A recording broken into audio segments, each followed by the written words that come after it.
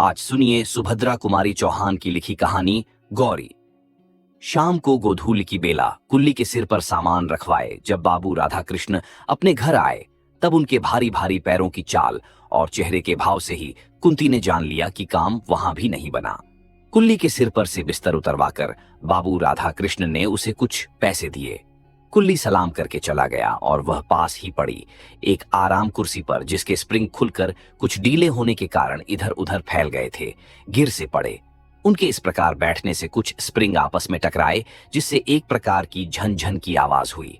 पास ही बैठे कुत्ते ने कान उठाकर इधर उधर देखा, फिर भौं भौं करके भौंक उठा।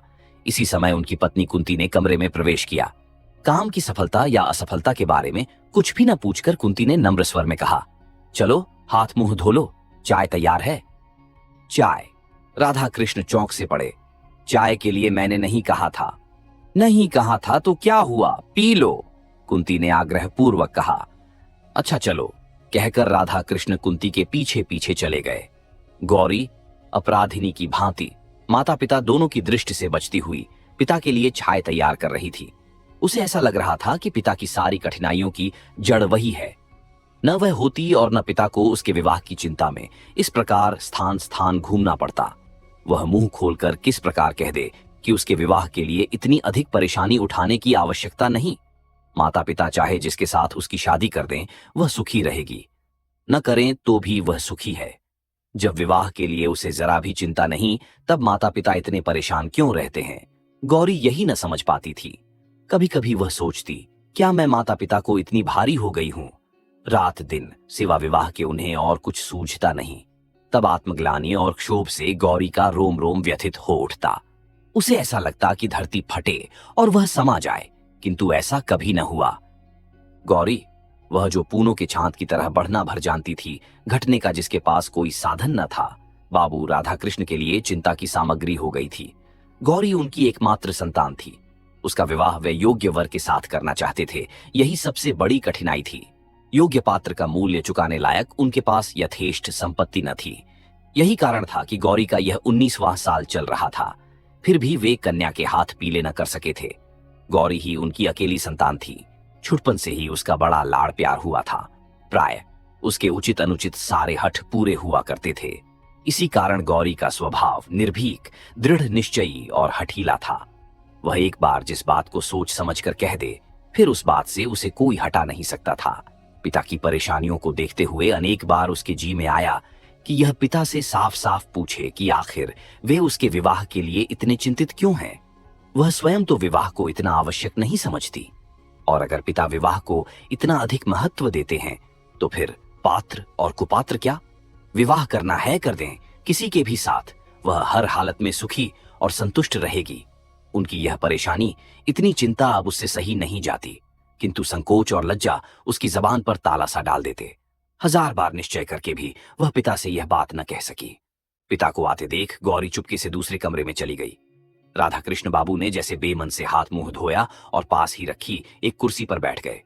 वहीं एक मेज पर कुंती ने चाय और कुछ नमकीन पूरियां पति के सामने रख दी। पूरियों की तरफ राधा कृष्ण ने देखा भी नहीं, चाय का प्याला उठाकर पीने लगे। ऐसी कन्या को जन्म देकर जिसके लिए वर ही न मिलता हो, कुंती स्वयं ही जैसे अपराधीन हो रही थी। कुंती ने डरते डरते पूछा, जहां गए थे क्या वहां भी कुछ ठीक नहीं हुआ? ठीक होने को वहां धरा ही क्या है? चाय का घूंट गले से नीचे उतारते हुए बाबू राधा कृष्ण ने कहा, सब हम ही लोगों पर है। विवाह करना चाहें तो सब ठीक है, न करना चाहें तो कुछ भी ठीक नहीं है। कुंती ने उत्सुकता से पूछा, फिर क्या बात है? लड़के को देखा? हाँ देखा, अच्छी तरह देखा हूं, कह राधा कृष्ण फिर चाय पीने लगे। कुंती की समझ में यह पहेली ना आई। उसने कहा, जरा समझाकर कहो, तुम्हारी बात तो समझ में ही नहीं आती। राधा कृष्ण ने कहा, समझाकर कहता हूं, सुनो। वह लड़का नहीं आदमी है। तुम्हारी गौरी के साथ मामूली चपरासी की तरह दिखेगा। बोलो, करोगी ब्याह? कुंती बोली, विवाह की बात तो पीछे होगी। क्या रूप रंग बहुत खराब है? फोटो में तो वैसा नहीं जान पड़ता। राधा कृष्ण ने कहा, रूप रंग नहीं, रहन सहन बहुत खराब है। उम्र भी अधिक है, 35-36 साल, साथ ही 2 बच्चे भी। उन्हीं बच्चों को संभालने के लिए तो वह विवाह करना चाहते हैं, वरना वे शायद कभी न करते। उनकी यह दूसरी शादी होगी। उनकी उमंगें, उत्साह सब कुछ ठंडा पड़ चुका है। वे अपने बच्चों के लिए एक धाय चाहते हैं। मेरी लड़की की तो दूसरी शादी नहीं है। वे साफ साफ कहते हैं कि मैं बच्चों के लिए शादी कर रहा हूं। कुंती ने कहा, है, जिन्हें दूसरी शादी करनी होती है वे ऐसे ही कहते हैं।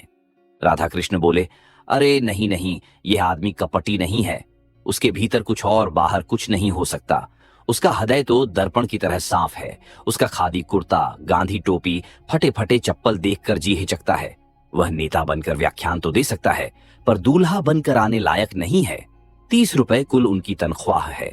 कांग्रेस के दफ्तर में वे सेक्रेटरी हैं। 3 बार जेल जा चुके हैं। फिर कब चले जाएं कुछ पता नहीं। कुंती बोली, आदमी तो बुरा नहीं जान पड़ता। राधा कृष्ण ने कहा, बुरा आदमी तो मैं भी नहीं कहता उसे, पर वह गौरी का पति होने लायक नहीं। सच बात यह है। कुंती बोली, फिर तुमने क्या कह दिया? राधा कृष्ण ने कहा, क्या कह देता, उन्हें बुला आया हूं, अगले इतवार को आवेंगे। आने के लिए भी वे बड़ी मुश्किल से तैयार हुए। कहने लगे, नहीं साहब, मैं लड़की देखने ना जाऊंगा। इस तरह लड़की देखकर मुझसे किसी लड़की का अपमान नहीं किया जाता। जब मैंने समझाकर कहा कि आप लड़की देखेंगे, लड़की और उसकी मां आपको देखेंगी, तब जाकर कहीं बड़ी मुश्किल से राजी हुए। गौरी दरवाजे की आड़ में खड़ी सब बातें सुन रही थी है। जिस व्यक्ति के प्रति उनके पिता इतने असंतुष्ट और उदासीन थे, उसके प्रति गौरी के हृदय में अनजाने ही कुछ श्रद्धा के भाव जागृत हो गए। राधा कृष्ण बाबू पान का बीड़ा उठाकर अपनी बैठक में चले गए और उसी रात फिर उन्होंने अपने कुछ मित्रों और रिश्तेदारों को गौरी के लिए योग्य वर तलाशने को कई पत्र लिखे। अगला इतवार आया। आज ही बाबू सीताराम जी गौरी को देखने या अपने आप को दिखलाने आवेंगे। राधा कृष्ण जी ने यह पहले से ही कह दिया है कि किसी बाहर वाले को कुछ न मालूम पड़े कि कोई गौरी को देखने आया है। अतएव यह बात कुछ गुप्त रखी गई है। घर के भीतर आंगन में ही उनके बैठने का प्रबंध किया गया है।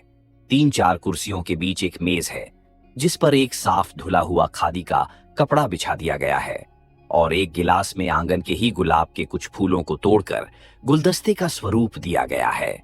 बहुत ही साधारण सा आयोजन है। सीताराम जी सरीखे व्यक्ति के लिए किसी विशेष आडंबर की आवश्यकता भी तो न थी।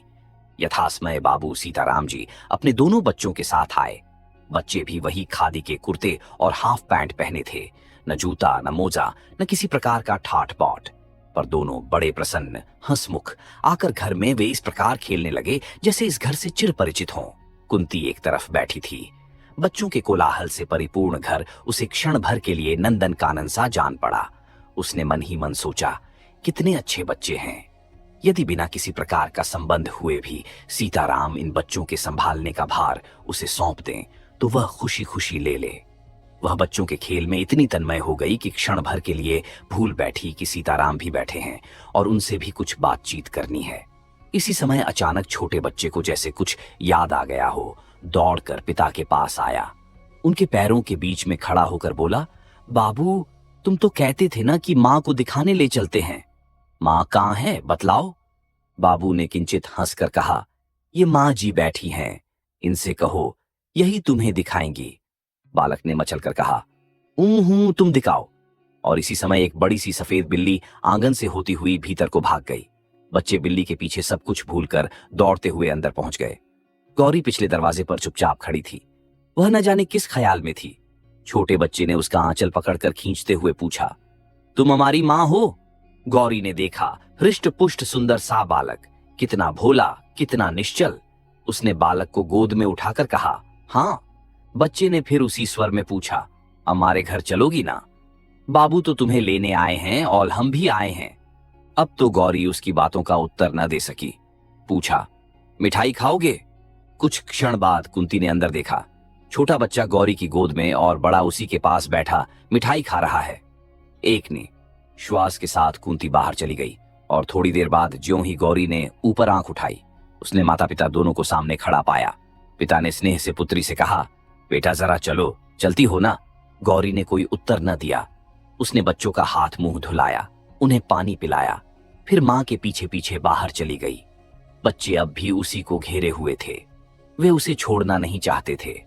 वही मुश्किल से सीताराम जी उन्हें बुलाकर कुछ देर तक अपने पास बिठा सके, किंतु जरा सा मौका पाते ही वे फिर जाकर गौरी के आसपास बैठ गए। पिता के विरुद्ध उन्हें कुछ नालिशें भी दायर करनी थीं, जो पिता के पास बैठकर न कर सकते थे। छोटे ने कहा, बाबू हमें कभी खिलौने नहीं ले देते। बड़े ने कहा, मिठाई भी तो कभी नहीं खिलाते। छोटा बोला, और हमें छोड़कर दफ्तर जाते हैं, दिन भर नहीं आते, बाबू अच्छे नहीं हैं। बड़ा बोला, मां तुम चलो, नहीं तो हम भी यहीं रहेंगे। बच्चों की बातों से सभी को हंसी आ रही थी। कुंती ने बच्चों से कहा, तो तुम दोनों भाई यहीं रह जाइयो, बाबू को जाने दो, है ना ठीक? काफी देर हो गई ये देखकर सीताराम जी ने कहा, समय बहुत हो चुका है, अब चलूंगा, नहीं तो शाम की ट्रेन न मिल सकेगी। फिर राधा कृष्ण की तरफ देखकर कहा, आप लोगों से मिलकर बड़ी प्रसन्नता हुई। लड़की तो आपकी साक्षात लक्ष्मी है, और यह मैं जानता था कि आपकी लड़की ऐसी ही होगी, इसीलिए देखने को आना नहीं चाहता था। फिर कुछ ठहर कर बोले, और सच बात तो यह है कि मुझे पत्नी की उतनी जरूरत नहीं जितनी इन बच्चों को जरूरत है एक मां की। मेरा क्या ठिकाना, आज बाहर हूं, कल जेल में, मेरे बाद इनकी देख रेख करने वाला कोई नहीं रहता। यही सोच समझकर विवाह करने को तैयार हो सका हूं, अन्यथा इस उम्र में विवाह, कहकर वे स्वयं हंस पड़े। राधा कृष्ण ने मन ही मन सोचा, तो मेरी लड़की इनके बच्चों की धाय बनकर जाएगी। कुंती ने सोचा, कोई भी स्त्री ऐसे बच्चों का लालन पालन कर अपना जीवन सार्थक बना सकती है। गौरी ने मन ही मन इस महापुरुष के चरणों में प्रणाम किया और बच्चों की ओर ममता भरी दृष्टि से देखा, जैसे यह दृष्टि कह रही थी कि किसी विलासी युवक की पत्नी बनने से अधिक मैं इन भोले भाले बच्चों की मां बनना पसंद करूंगी। सीताराम जी को जाने के लिए प्रस्तुत देख बच्चे फिर गौरी से लिपट गए।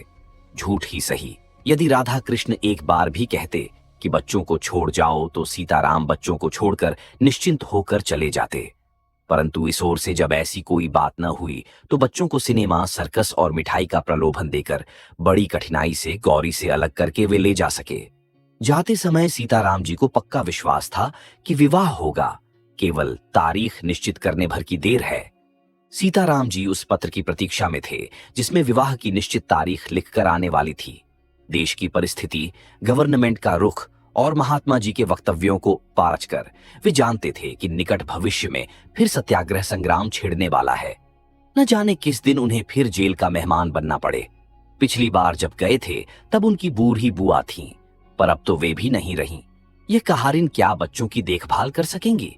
बच्चों की उन्हें बड़ी चिंता थी और बच्चे भी सदा ही मामा की रट लगाए रहते थे। उन्होंने फिर एक पत्र बाबू राधा कृष्ण को शीघ्र ही तारीख निश्चित करने के लिए लिख भेजा। उधर राधा कृष्ण जी दूसरी ही बात तय कर रहे थे। उन्होंने सीताराम के पत्र के उत्तर में लिख भेजा कि गौरी की मां पुराने ख्याल की है, वे बिना जन्मपत्री मिलवाए विवाह नहीं करना चाहती, अतएव आप अपनी जन्मपत्री भेज दें। पत्र पढ़ने के साथ ही सीताराम को यह समझने में देर न लगी कि यह विवाह न करने का केवल बहाना मात्र है, किंतु फिर भी उन्होंने जन्मपत्री भेज दी। जन्मपत्री भेजने के कुछ ही दिन बाद उत्तर भी आ गया कि जन्मपत्री नहीं मिलती, इसलिए विवाह न हो सकेगा, क्षमा कीजिएगा। बाबू राधा कृष्ण को गौरी के लिए दूसरा वर मिल गया था, जो उनकी समझ में गौरी के बहुत योग्य था। धनवान ये भी अधिक न थे, पर अभी अभी नायब तहसीलदार के पद पर नियुक्त हुए थे। आगे और भी उन्नति की आशा थी। बीओए और पास थे, देखने में अधिक सुंदर न थे, बदशक्ल भी कहे जा सकते थे, पर पुरुषों की भी कहीं सुंदरता देखी जाती है। उम्र कुछ अधिक न थी, यही 24-25 साल। लेने देने का झगड़ा यहां भी न था। पहली शादी थी और माँ बाप, भाई बहन से भरा पूरा परिवार था। राधा कृष्ण जी इससे अधिक और चाहते ही क्या थे। ईश्वर को उन्होंने धन्यवाद दिए, जिसकी कृपा से ऐसा अच्छा वर उन्हें गौरी के लिए मिल गया। विवाह आगामी आषाढ़ में होना निश्चित हुआ। दोनों तरफ से विवाह की तैयारी हो रही थी। राधा कृष्ण जी की यही तो एक लड़की थी। वे बड़ी तन्मयता के साथ गहने कपड़ों का चुनाव करते थे। सोचते थे, देर से शादी हुई तो क्या हुआ, वर भी तो कितना अच्छा ढूंढ निकाला है। कुंती भी बहुत खुश थी। उसकी आंखों में यह दृश्य झूलने लगता था कि उसका दामाद छोटा साहब हो गया है। बेटी दामाद छोटे छोटे बच्चों के साथ उससे मिलने आए हैं, किंतु बच्चों की बात सोचते ही उसे सीताराम जी के दोनों बच्चे तुरंत याद आ जाते और याद आ जाती उनकी बात। बच्चों की देखरेख करने वाला कोई नहीं है। फिर वह सोचती, दुनिया में और भी तो लड़कियां हैं, कर लें शादी, क्या मेरी गौरी ही है। इस प्रकार पति पत्नी दोनों ही प्रसन्न थे, पर गौरी से कौन पूछता कि उसके हृदय में कैसी हलचल मची रहती है। रह रहकर उसे उन बच्चों का भोला भाला मुंह और मीठी मीठी बातें याद आ जाती। साथ ही याद आ जाते विनयी, नम्र और सादगी की प्रतिमा सीताराम जी। उनकी याद आते ही श्रद्धा से गौरी का माथा अपने आप ही झुक जाता। देशभक्त त्यागी वीरों के लिए उसके हृदय में बड़ा सम्मान था। सीताराम जी ने भी तो देश के लिए अपने जीवन का उत्सर्ग कर दिया है, नहीं तो BA पास करने के बाद क्या प्रयत्न करने पर उन्हें नायब तहसीलदार की नौकरी न मिल जाती। मिलती क्यों नहीं, पर सीताराम जी सरकार की गुलामी पसंद करते तब ना। दूसरी ओर थे उसके होने वाले वर नायब तहसीलदार साहब, जिन्हें अपने आराम, अपने ऐश के लिए ब्रिटिश गवर्नमेंट के जरा से इंगित मात्र से निरीह देशवासियों के गले पर छुरी फेरने में जरा भी संकोच या हिचक नहीं, जिनके सामने कुछ चांदी के दुकड़े दिए जाते हैं और ये दुम हिलाते हुए निंद्य से निंद्य कर्म करने में भी किंचित लज्जित नहीं होते। घृणा से गौरी का जी भर जाता, किंतु उसके इन मनोभावों को जानने वाला यहाँ कोई भी न था। वह रात दिन एक प्रकार की अव्यक्त पीड़ा से विकल सी रहती। बहुत चाहती थी कि अपनी मां से कह दे कि वह नायब तहसीलदार से शादी न करेगी, किंतु लज्जा उसे कुछ भी न कहने देती। ज्यों-ज्यों विवाह की तिथि नजदीक आती, गौरी की चिंता बढ़ती ही जाती थी। विवाह की निश्चित तारीख से 15 दिन पहले एकाएक तार आया कि नायब तहसीलदार के पिता का देहांत हो गया। इस मृत्यु के कारण विवाह साल भर को टल गया। गौरी के माता पिता बड़े दुखी हुए, किंतु गौरी के सिर पर से जैसे चिंता का पहाड़ हट गया। इसी बीच सत्याग्रह आंदोलन की लहर सारे देश में बड़ी तीव्र गति से फैल गई। शहर शहर में गिरफ्तारियों का तांता लग गया। रोज ही न जाने कितने गिरफ्तार होते, कितनों को सजा होती। कहीं लाठी चार्ज, कहीं 144। सरकार की दमन की चक्की बड़े भयंकर रूप से चल रही थी। गौरी को चिंता थी उन बच्चों की। जब से सत्याग्रह संग्राम छिड़ा था, तभी से उसे फिक्र थी कि न जाने कब सीताराम जी गिरफ्तार हो जाएं। और फिर वे बच्चे बेचारे, उन्हें कौन देखेगा। रोज का अखबार ध्यान से पढ़ती, कानपुर का समाचार तो और भी ध्यान से देखती थी। इसी प्रकार उसने एक दिन पढ़ा कि राजद्रोह के अपराध में सीताराम जी गिरफ्तार हो गए और उन्हें 1 साल का सप्रिश्रम कारावास हुआ है। इस समाचार को पढ़कर गौरी कुछ क्षण तक स्तब्ध सी खड़ी रही, फिर कुछ सोचती हुई टहलने लगी। कुछ ही देर बाद उसने अपना कर्तव्य निश्चित कर लिया। वह मां के पास गई। मां कोई पुस्तक देख रही थी। उसने अपने सारे साहस को समेटकर दृढ़ता से कहा, मां, मैं कानपुर जाऊंगी। कानपुर में क्या है? आश्चर्य से कुंती ने पूछा। गौरी ने कहा, वहां बच्चे हैं। मां ने उसी स्वर में कहा, बच्चे? कैसी बात करती हो गौरी, पागलों सी। गौरी बोली, नहीं मां, मैं पागल नहीं हूं। बच्चों को तुम भी जानती हो। उनके पिता को राजद्रोह के मामले में साल भर की सजा हो गई। बच्चे छोटे हैं। मैं जाऊंगी मां, मुझे जाना ही पड़ेगा। गौरी के स्वभाव से कुंती भली भांति परिचित थी। वह जानती थी कि गौरी जिस बात की हठ पकड़ती है कभी छोड़ती नहीं है। अतएव सहसा वह गौरी का विरोध न कर सकी। बोली, पर तेरे बाबूजी तो बाहर गए हैं, उन्हें तो आ जाने दे। गौरी ने दृढ़ता के साथ कहा, बाबूजी के आने तक नहीं ठहर सकूंगी मां, मुझे जाने दो। रास्ते में मुझे कुछ कष्ट न होगा। अब मैं काफी बड़ी हो गई हूं। और उसी दिन शाम को एक नौकर के साथ गौरी कानपुर चली गई। अपनी सजा पूरी करके सीताराम घर लौटे। इस साल भर के भीतर उन्होंने बच्चों को एक बार भी न देखा था। उन्हें कायदे के अनुसार हर महीने उनका कुशल समाचार मिल जाता था, पर बच्चों की चिंता उन्हें लगातार बनी ही रहती थी। जिस कहारिन के भरोसे वे बच्चों को छोड़ गए थे, उसके भी 3-4 बच्चे थे। वह बच्चों को कैसे रखेगी, सो सीताराम जी जानते थे, पर विवशता थी क्या करते। सवेरे सवेरे 6 बजे ही जेल से मुक्त कर दिए गए। एक तांगे पर बैठकर वे घर की ओर चले। जेब में कुछ पैसे थे। एक जगह गरम गरम जलेबियां बन रही थीं। बच्चों के लिए थोड़ी सी खरीद ली। घर के दरवाजे पर पहुंचे। दरवाजा खुला था। घर के अंदर पैर रखने में हृदय धड़कता था। न जाने किस हालत में हो। वे चोरों की तरह चुपके चुपके घर में घुसे, परंतु यह क्या, आंगन में पहुंचते ही वे ठगे से खड़े रह गए। फिर जरा आगे बढ़कर उन्होंने कहा, आप? गौरी ने झुककर उनकी पद्धूली माथे से लगा ली। आप सुन रहे थे सुभद्रा कुमारी चौहान की लिखी कहानी